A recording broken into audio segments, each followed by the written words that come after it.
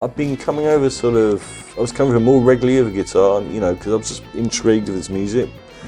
We were just thinking about, it's one of the only times in my life when we were just doing something purely for the joy of making music and exploring it, you know, because it's, you know, it's just not like that usually, and he was so deep into what he was doing, and it was a chance for me to catch up, you know, with some deeper music, you know, and something that wasn't all about flash and, you know, was very quick to get together, you know. So, yes, I knew some of the tunes, you know, so I think when it turned out we were doing these two gigs, the first one was Utrecht, I think, and then Above and Below started.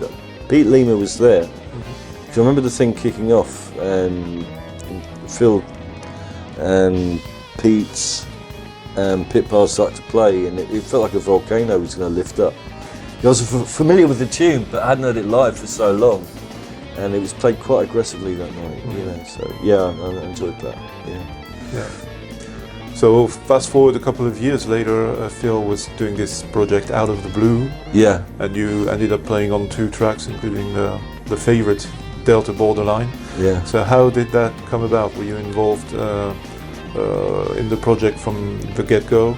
No, I mean, Phil was talking about getting his blues record together, you know, with some, you know, slight references to where he was coming from, you know, but obviously being Phil, it's very oblique take on the blues, most of it, you know. But he was, you know, he was playing me bits and pieces. And I think one day he said, oh, I've written you something, you know, I've written something I'd like you to play, you know. I went, really? You know, I was knocked out.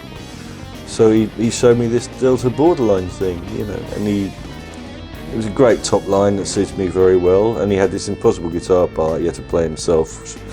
And yeah, so I was just absolutely knocked out that he did that, you know. So I was, yeah, what can I say? I was thrilled, and it's a great piece of music, you know.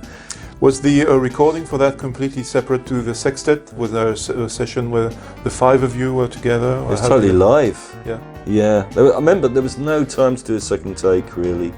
I mean, time had to be factored in, you know, for overdubs and whatever. It was like going to work in a factory.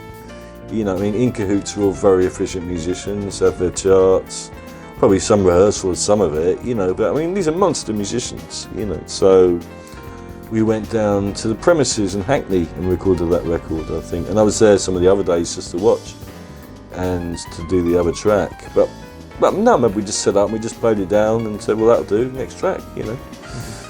So no, that's a totally live, you know, no fixes kind of recording. I think Pip overdubbed some percussion afterwards. Yeah. So that was part of the same group of sessions where the Elton and Jim were also there. Yeah. Okay. Yeah. It wasn't a completely separate thing. Okay. No, I mean, I'm sure there was several tracks done that day, and it was just, you know, that was between 2 and, you know, 2:15. We did Delta Borderline, went on to the next one. Yeah. Yeah. So it was pretty relentless, you know, but studio time is expensive.